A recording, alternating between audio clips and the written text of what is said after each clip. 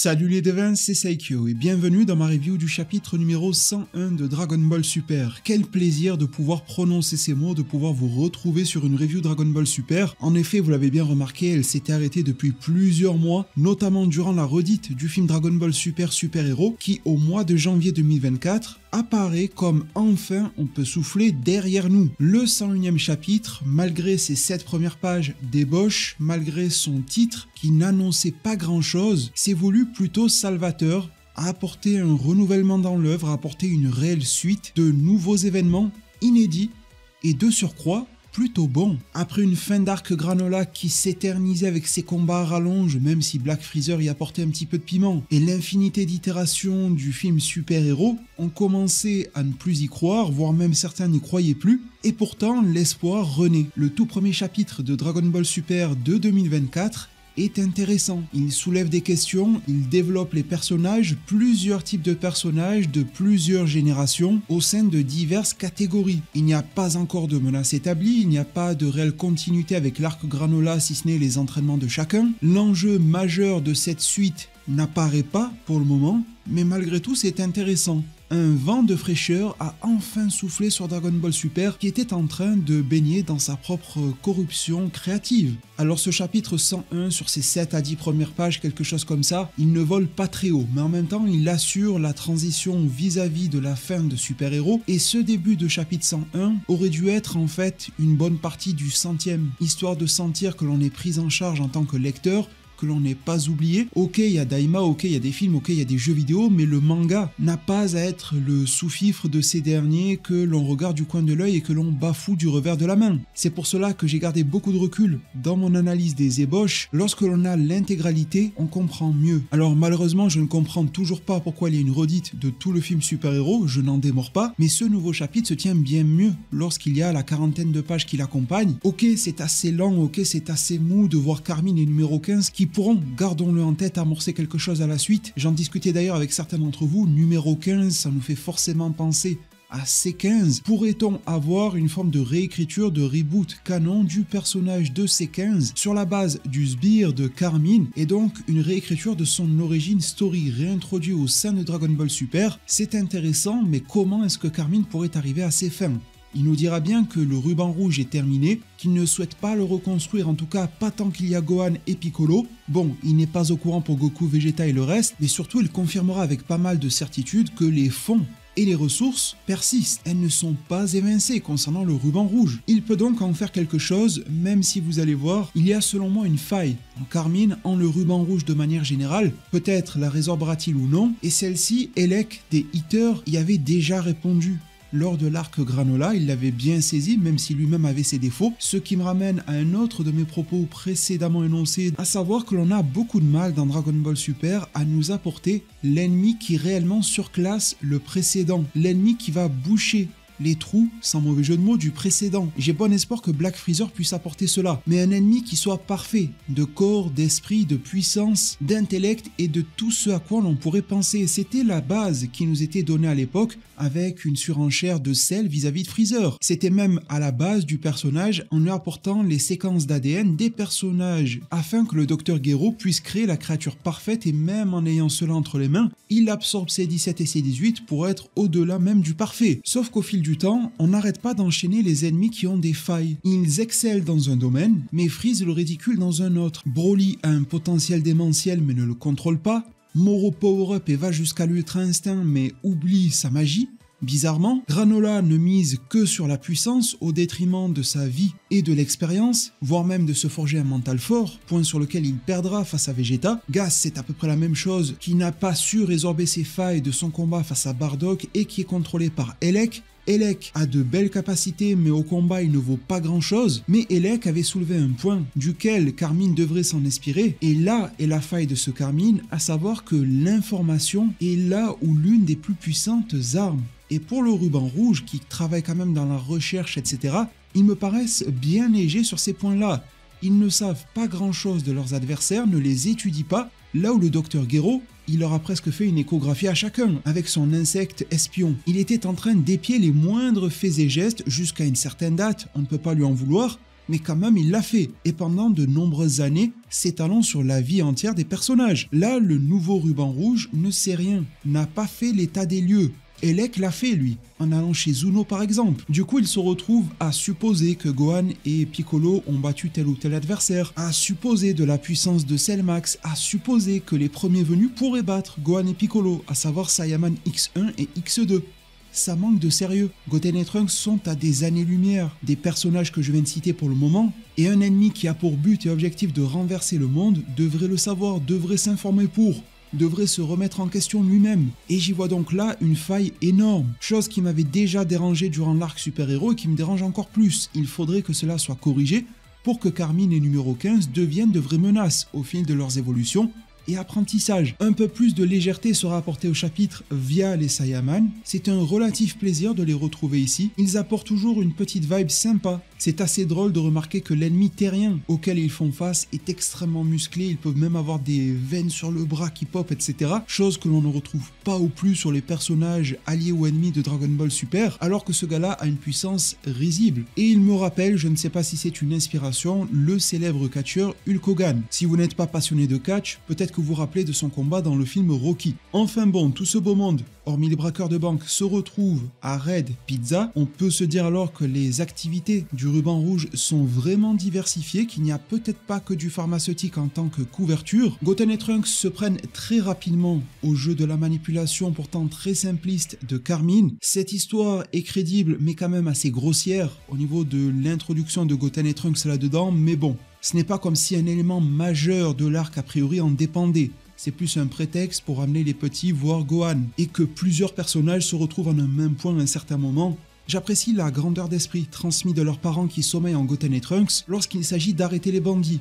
Ils ne font pas qu'une arrestation, mais ils leur font aussi corriger. Lorsque Carmine leur propose de l'argent, même si Trunks est richissime, il va directement penser à le refuser. Toutes les idées malveillantes, toutes les pensées et actions malveillantes sont automatiquement déclinées par les personnages de Goten et Trunks. Il y a un petit détail sur lequel je ne me suis pas chauffé la tête, je vous laisserai m'y répondre en zone commentaire si vous avez une piste, c'est ce petit fourgon là du ruban rouge. Il est estampillé au nom de l'armée, on le voit dès le début, mais par contre quand on le voit de dos, il y a le sigle de Capsule Corp, et on le voit à au moins 2 reprises dans le chapitre. Comment est-ce qu'un véhicule du ruban rouge pourrait également appartenir à la Capsule Corp? Est-ce qu'il y a eu un vol, un détournement? Est-ce que c'est un petit indice dans le scénario? En tout cas, nous nous trouvons du côté de la planète de Beerus, avec un Broly, qui, je le précise, aura parfois sa cicatrice sur le visage, parfois pas. Elle a été, je dis au pluriel car ce n'est pas le premier chapitre, parfois oublié, mais c'est à chaque fois corrigé dans la version définitive. Vous savez que ces chapitres atterrissent d'abord sur les sites comme Manga Plus, ainsi que dans le magazine V-Jump, c'est la même version entre les deux. C'est donc de la pré-publication, et lorsqu'ils sont publiés définitivement, à savoir dans les tomes reliés,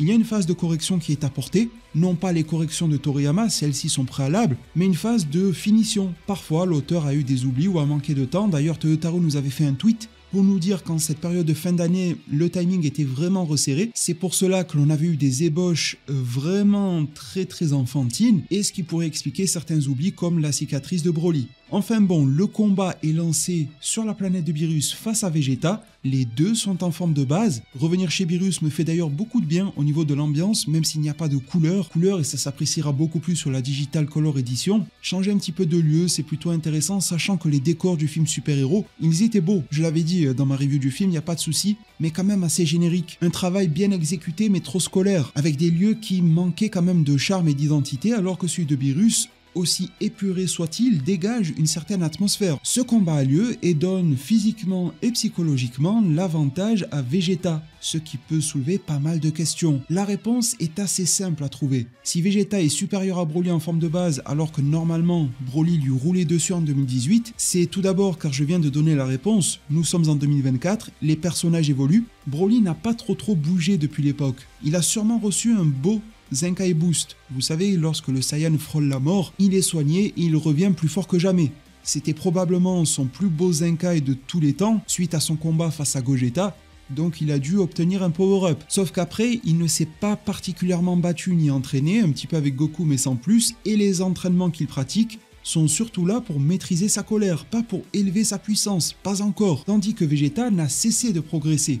Sa base a été démultipliée, ne l'oublions pas, suite à son entraînement Yardra avec Pibara, On en avait eu la preuve noir sur blanc en forme de base face au simili-Zarbon. Vegeta s'étonnait de sa propre puissance alors qu'il pensait se contrôler. Elle était si démesurée que sa boule de ki était dévastatrice sans le vouloir. S'en est suivi un entraînement extrêmement rude avec Beerus le menant à l'Ultra Ego. Et sans parler d'exercice, il y a eu aussi la pratique. Énormément de menaces et d'adversaires. Moro, Granola, Gas, Black Freezer, un combat d'envergure tout récent face à Goku qui était quand même très sérieux. Vegeta a vraiment beaucoup donné et Goku aussi. Ils sont vraiment tous les deux dans le même sac sur ce plan-là depuis 2018. Ils ont beaucoup donné sur tous les aspects tandis que Broly était quand même plus en recul. C'est le premier point qui mène à comprendre pourquoi l'écart n'est plus le même. Mais il y a également quelque chose d'autre. C'est que Broly, non, il ne se retient pas, mais il contient sa colère. Elle est à la base du pouvoir des Saiyans, sauf que si Broly la relâche, il n'est plus lui-même. Et les dommages collatéraux sont colossaux. Par peur de lui-même, Broly ne contient pas sa puissance, mais sa colère. Mais vu que sa colère est à la base de la puissance, il y a un lien de cause à effet indéniable. Vous additionnez ces deux facteurs, l'évolution de Vegeta et ce que fuit Broly, et ça donne le résultat, ce combat en forme de base. Cela dit, Broly évolue, Broly se contrôle de mieux en mieux, il apprend de plus en plus. J'apprécie beaucoup cette scène où il frappera Vegeta au front, ce qui évoque plus que tout le film DBS Broly, jusqu'au choc de Vegeta SSJ God qui ne faisait plus rien à Broly. Et lorsque l'autre a rétorqué, Vegeta a volé dans tous les sens. Cette fois-ci, Vegeta encaisse. Et de surcroît, la symbolique est double, parce que ça nous renvoie à l'Ultra Ego. Encaisser de plein fouet, nourrir son esprit combatif face à cela, c'est l'Ultra Ego. Alors c'est l'Ultra Ego tel que Vegeta le pratique. Mais comme je l'avais souligné, c'est aussi le point faible de Vegeta, parce qu'il n'est pas invincible et à force d'encaisser des dégâts, il tombe. Mais ça nourrit son esprit de combat et sa puissance. Forcément, ce Vegeta avec le front ensanglanté qui sourit rappelle la première apparition de l'Ultra Ego face à Granola. Sauf que là, il ne va pas le déclencher, car celui-ci est nourri de l'esprit combatif, mais plutôt aller du côté de la colère, en utilisant le Super Saiyan. Et s'il le fait, c'est à la fois pour enseigner une leçon à Broly, lui indiquer comment utiliser le Super Saiyan en combat sans péter un câble, mais je pense aussi car Broly vient d'augmenter un petit peu de palier sans s'en rendre compte au niveau du contrôle de sa colère. Vegeta fait tout pour le pousser à bout, psychologiquement et physiquement, on le voit avec ce coup, cette uppercut en pleine zone abdominale. Broly pourrait péter un câble à ce moment-là, mais il se reprend et reste assez serein. On voit à son visage que cet équilibrage est très difficile à tenir, mais il le tient. Et Whis le dénote. Goku, observateur, voit le verre à moitié vide. Et il a pas tort. On voit sur le visage de Broly qu'il est pas loin de péter un câble. Mais Whis voit le verre à moitié plein.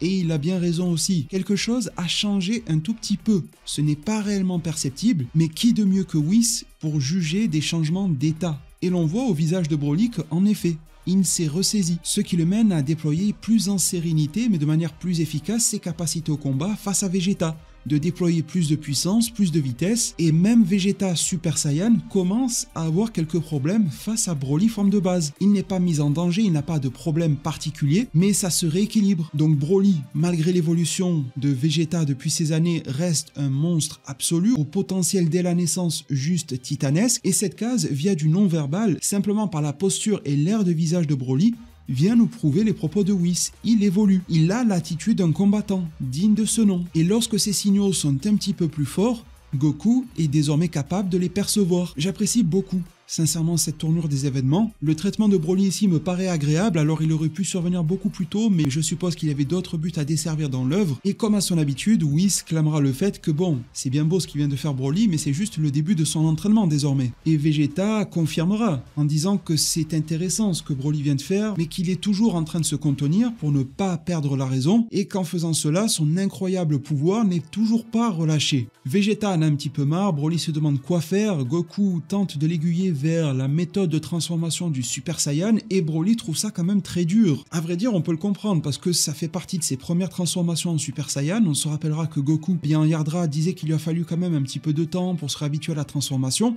Alors imaginez dans le cas d'une anomalie génétique telle que Broly. Je pense que c'est doublement voire triplement compliqué. Enfin bon, il y a toujours quelque chose qui vient apaiser les corps et les esprits, c'est un petit peu d'eau. Je ne sais pas si dans le monde de Dragon Ball d'ici 20 à 30 ans il n'y en aura plus, mais Raymond en a. Et ça peut paraître futile, mais j'apprécie qu'il y ait cette organicité, ce semblant de vie au sein de l'œuvre. Tout n'est pas découpé uniquement et articulé autour du combat, de l'action, de l'intrigue. Il y a des petits moments un petit peu plus calmes, on le voyait au début avec Goten et Trunks lorsque l'on voyait des passants devant Red Pizza Frieza, des personnages que l'on ne reverra plus dans l'œuvre, mais c'est pas grave, ils ont apporté de la vie au moment où il le fallait. L'acolyte à Soremo qui était apparu pour le ravitaillement, d'ailleurs on se rend compte que Whis a une bouteille d'eau dans la main, alors on sait qu'il peut se nourrir, mais ça fait quand même étrange de voir un ange en train de boire de l'eau. Cela dit, cela n'est pas très intéressant, c'est surtout ce que Shirai va dire. Elle va parler de Freezer. Freezer pourrait apparaître ici à n'importe quelle minute. Alors qu'est-ce qu'on fait? Cette nouvelle forme, Black, elle est ultra dangereuse quand même, non? Elle ramène toute cette bande-là, les pieds sur Terre ou les pieds sur la planète de Beerus, et Goku se remémore Black Freezer et dit oui, c'est réellement quelque chose d'autre. Mais je suis impressionné qu'il est parti s'entraîner si durement pour nous surpasser. Enfin, Freezer sort de cette case Team Rocket qui me déplaisait au plus haut point. J'ai l'impression que Toyotaru tente de l'extirper de cette mauvaise position. Par ce type de case, par ce type de dialogue, il est clairement iconisé. Le plus grand héros de son œuvre et le plus grand héros de tous les temps le respecte profondément. Il y a presque une forme d'admiration concernant le dévouement de son ennemi de quasi toujours à se donner autant pour être encore d'actualité et surclasser l'ultra ego et l'ultra instinct combinés. Évidemment que vis-à-vis de ces propos, on peut se demander s'il n'y a pas du foreshadowing. Freezer pourrait arriver ici à n'importe quelle minute. Là où Goku disait durant le film Super Héros avoir mené Broly ici pour qu'il soit protégé de Freezer. Ça renvoie à la fin du film DBS Broly et au film tout entier vu que Freezer avait déjà utilisé Broly durant celui-ci et qu'à la fin il disait attendre que celui-ci se contrôle et s'entraîne pour lui mettre la main dessus. Je précise que c'est pile ce qui est en train de se produire. Ce que Freezer attendait, pas encore Black à l'époque, est en train de suivre son cours. Le plan de Freezer sans qu'il n'ait rien à faire s'active. Et lui, pendant ce temps, progresse, s'entraîne, a peut-être trouvé un allié d'entraînement, allez savoir, et pourrait apparaître ici d'une minute à l'autre. Alors oui, en effet, il y a Beerus et Whis. Il ne le laisserait probablement pas faire des siennes ici, mais sait-on jamais. On a déjà vu Beerus être laxiste et il pourrait autoriser certains combats dans une certaine limite. Freezer pourrait aussi très bien arriver ici et faire ce qu'il a à faire très rapidement. Il n'aurait peut-être pas besoin de s'éterniser pour déplacer Broly ou faire je ne sais quoi. Ces propos de Shirai, à mon sens, confirment le fait que ceux de Goku durant le film étaient bel et bien en relation avec le film Broly, mais aussi avec Black Freezer. On a beau nous dire que les formats d'adaptation sont séparés, animé, film, manga, il y a quand même une forme de lien qui est maintenue. Pour le cas de Freezer, ça me semble quand même assez gros. Évoquer Freezer et Black Freezer ici, c'est soit encore en faire une partie remise à plus tard, mais c'était déjà le cas avec le début de la préquelle de Super Héros, on voyait Vegeta qui observait symboliquement Black Freezer et tout ça. Ça serait quand même dommage de le mettre encore de côté ici, ça serait intéressant qu'il agisse. J'apprécierais beaucoup que les propos de Shirai soient du foreshadowing et que Black Freezer apparaisse ici, peut-être qu'il n'apparaîtra pas au bon moment. Peut-être qu'il apparaîtra lorsque Goku n'est pas sur cette planète-là. Et cette discussion avec Shirai est doublement intéressante car elle mène Beerus à parler, qui confirmera ce que chaque bon maître aurait pu lui dire, à savoir qu'il y aura toujours quelqu'un ou quelque chose. J'apprécie cette différenciation. Une personne ou quelque chose plus puissant que toi. Donc reste toujours lié à ton entraînement. Quelqu'un de plus fort, on comprend bien. Quelque chose, alors oui, ça peut s'expliquer peut-être avec les cyborgs, les androïdes, etc. Mais ça serait intéressant un jour dans Dragon Ball, et c'était un petit peu ce que le grand Gedester avait voulu nous apporter avec le film sur Metal Cooler, de ne pas forcément avoir une entité humanoïde ou même vivante, quelque chose de conscient mais à sa manière, différemment, de relié à la vie mais indirectement, et qui causerait des problèmes et qui serait plus puissant. C'est un vrai type de menace intéressant que Dragon Ball Super pourrait amener. Et Beerus, dans le plus grand des calmes, dira « Et quand tu seras plus puissant que moi, Son Goku, je te nominerai en tant que nouveau dieu de la destruction. » Chose à quoi Goku rétorquera comme à son habitude que ce n'est pas fait pour lui. J'ai également plusieurs choses à retirer de ces propos de Beerus. Déjà, il entérine pleinement le fait qu'il est plus puissant que Goku actuellement.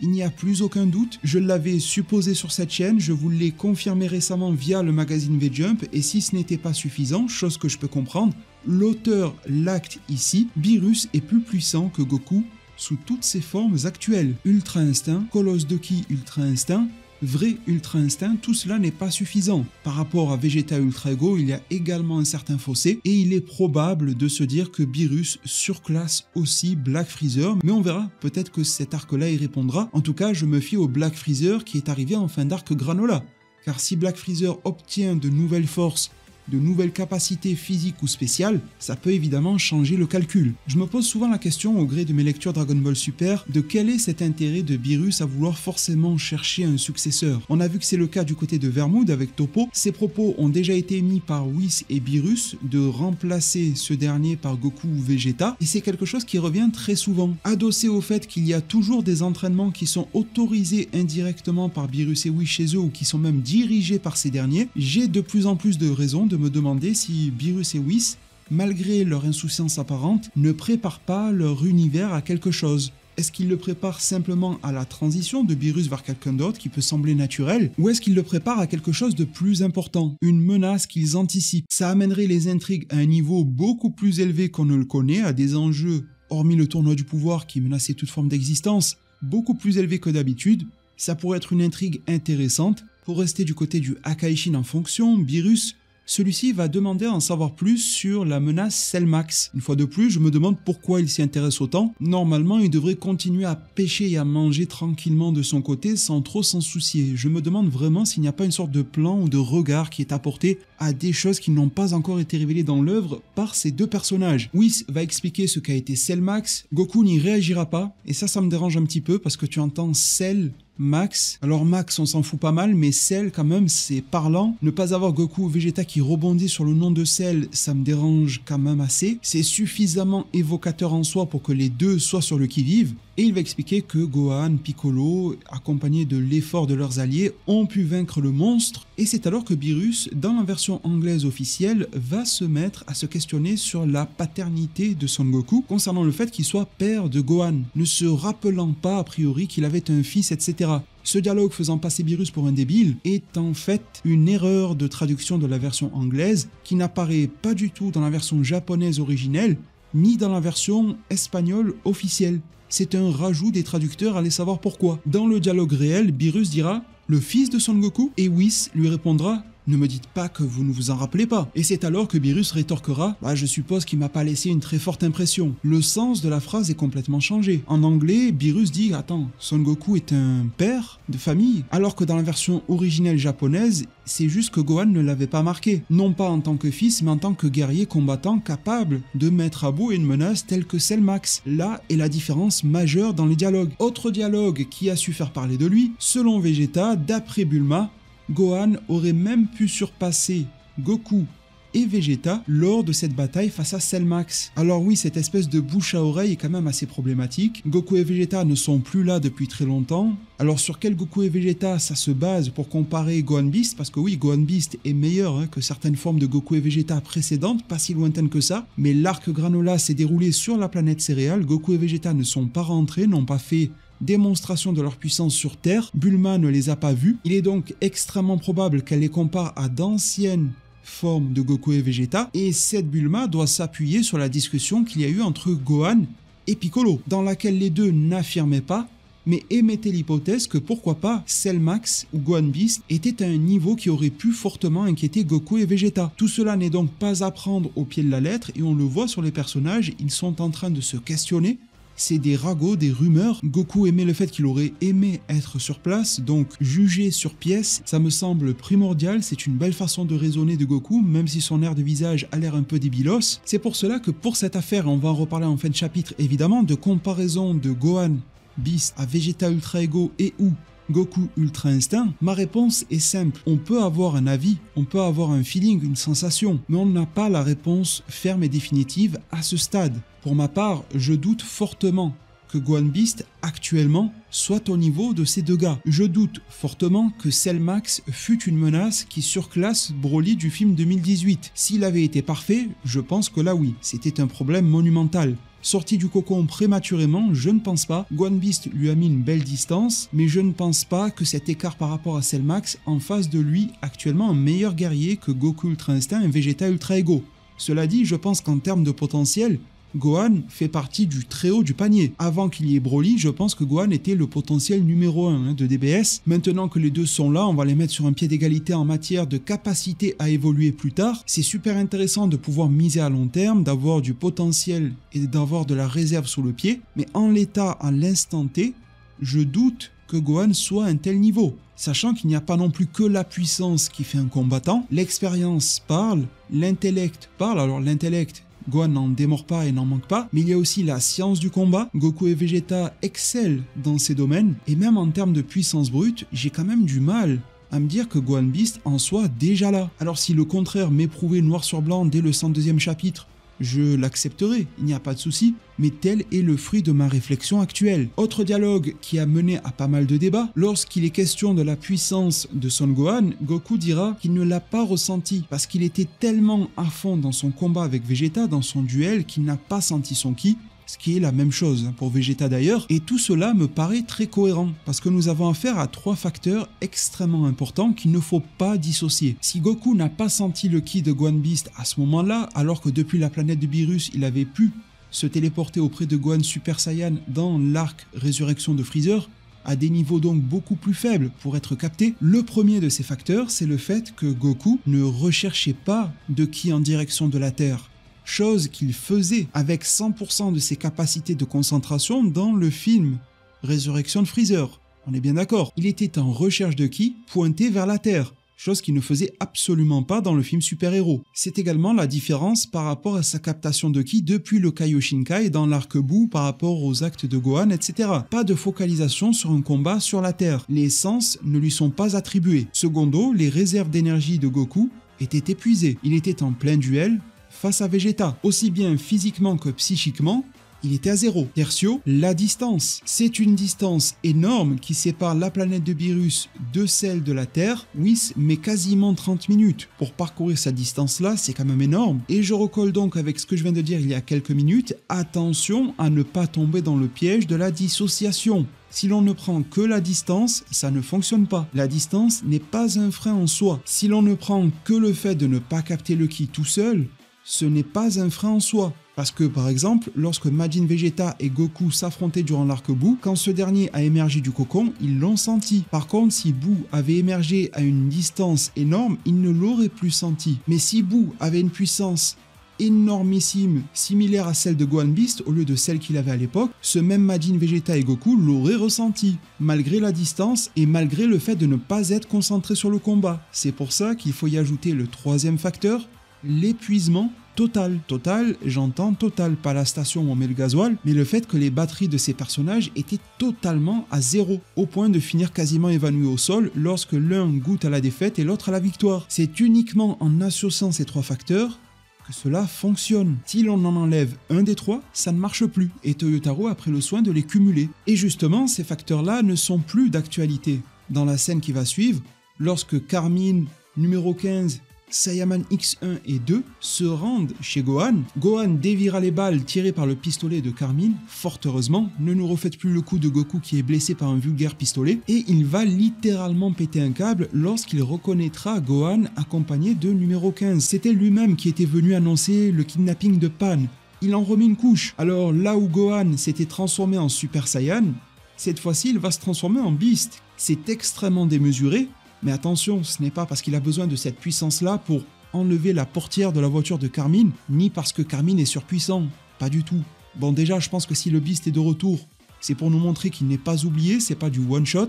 C'est pour également nous faire parler. Regardez, c'est le cas. Et ça a été le cas sur les réseaux. Si c'était du Super Saiyan, le chapitre aurait eu beaucoup moins d'impact. Pour nous le proposer avec cette version-là du design de Gohan, d'ailleurs c'est étrange car il a l'air beaucoup plus bestial ici que dans le film. Il a l'air beaucoup plus disproportionné, sa posture assez voûtée, etc.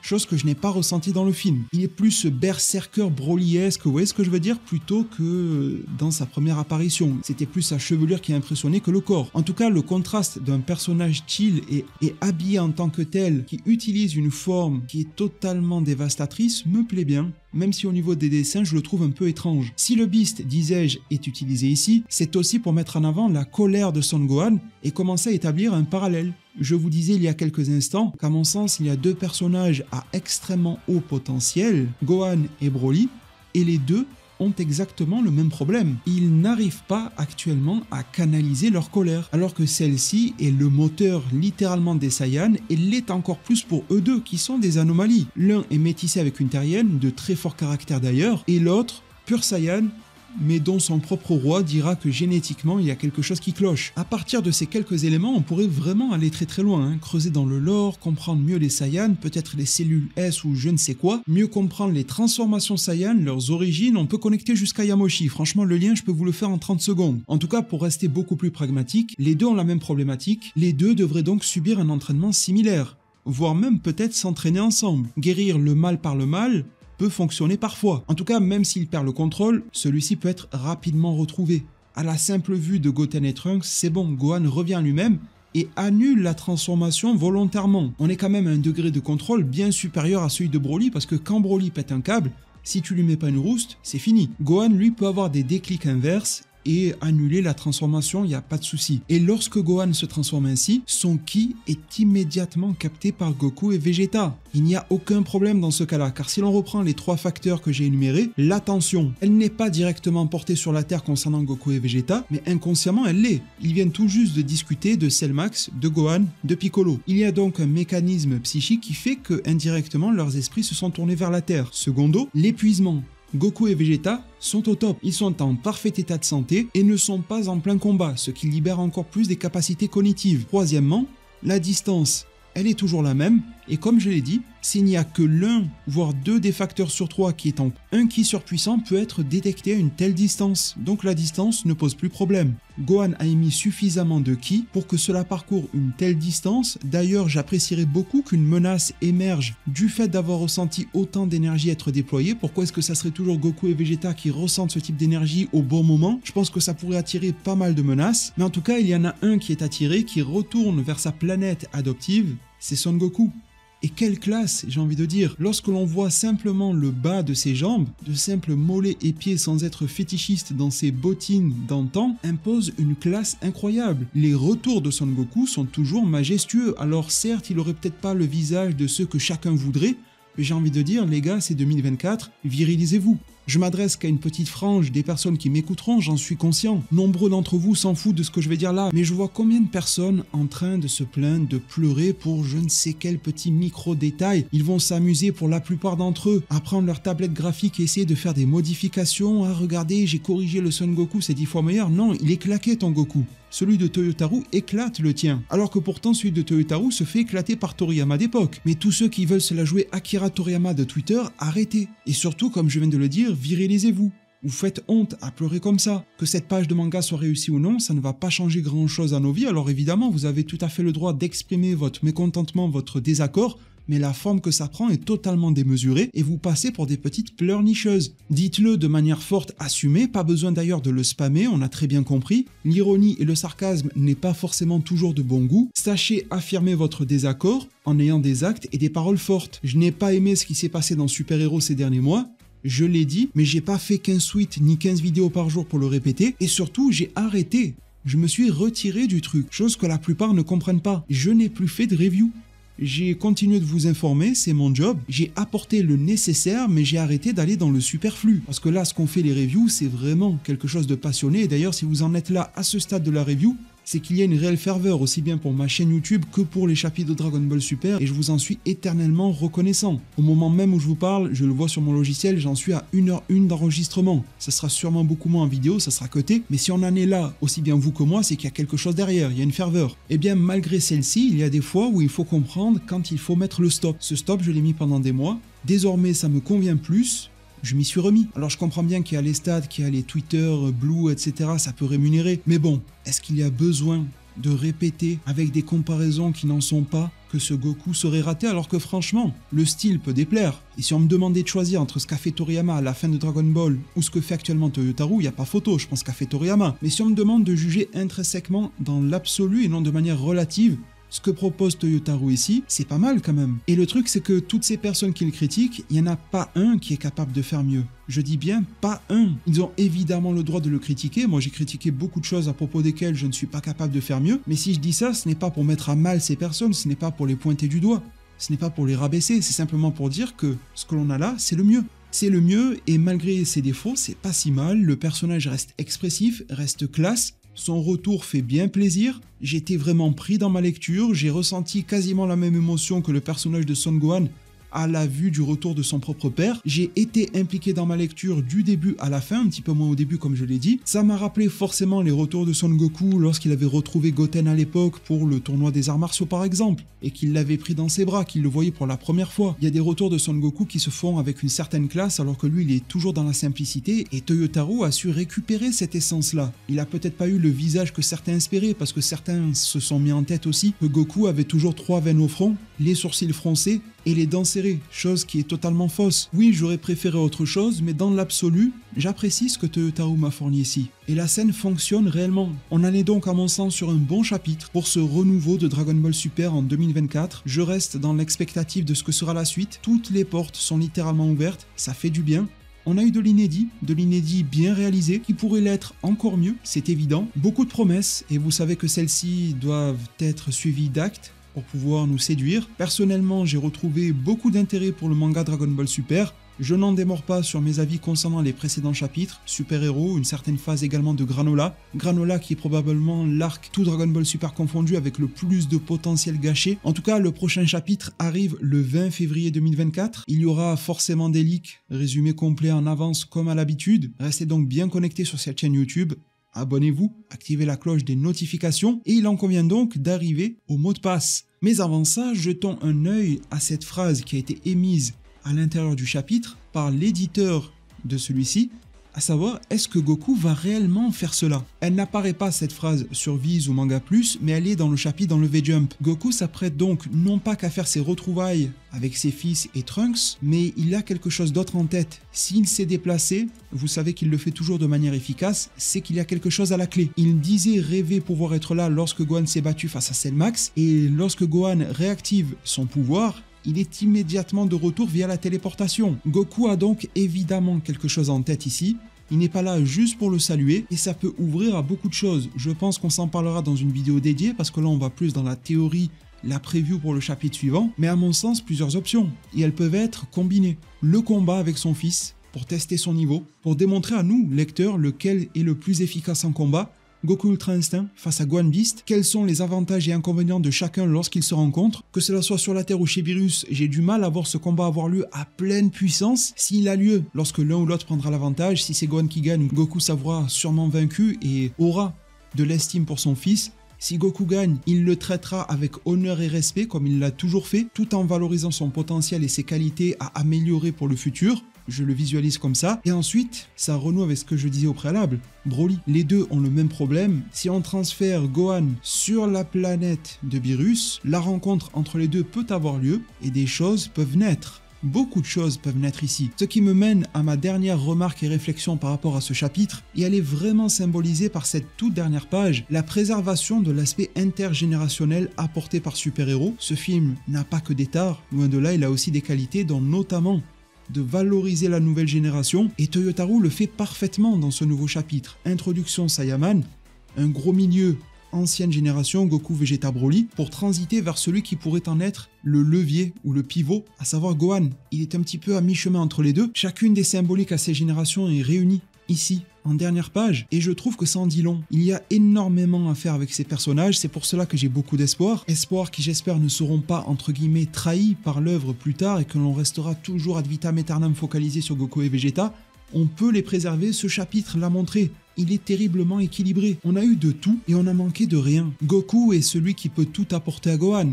Gohan est celui qui peut mobiliser toute la nouvelle génération. Goten, Trunks, Pan, Oob, Saiyan, Univers 6, Bra, Marron, il y a tellement à faire, vraiment tellement. De nouveaux personnages qui seront forcément inclus tôt ou tard. Les intemporels, comme Jaco, comme Merus. Goku et Vegeta seront là, en retrait, mais là, mais peut-être plus pertinent, via leur nombre d'apparitions réduites. C'est quelque chose dans lequel je crois fort. Dragon Ball peut le réaliser. Est-ce que ça fait partie des plans ou non? C'est une autre question. Nous voici donc arrivés au terme de cette review. Ce fut un plaisir énorme pour moi de les reprendre. J'espère que ce plaisir fut partagé. Qui dit review dit reprise des mots de passe en fin de vidéo.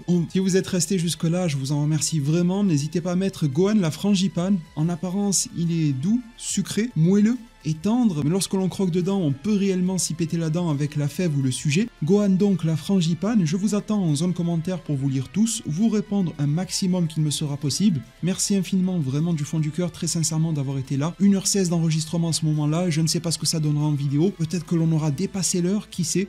Merci vraiment pour tout. Pour en être arrivé là, vous êtes peut-être tous déjà des abonnés de la chaîne, mais si ce n'est pas encore le cas, abonnez-vous, activez la cloche des notifications. Un maximum de pouces bleus sera vraiment une belle gratification à mon travail. Prenez tous extrêmement bien soin de votre futur, et à plus pour de prochains arts divinatoires.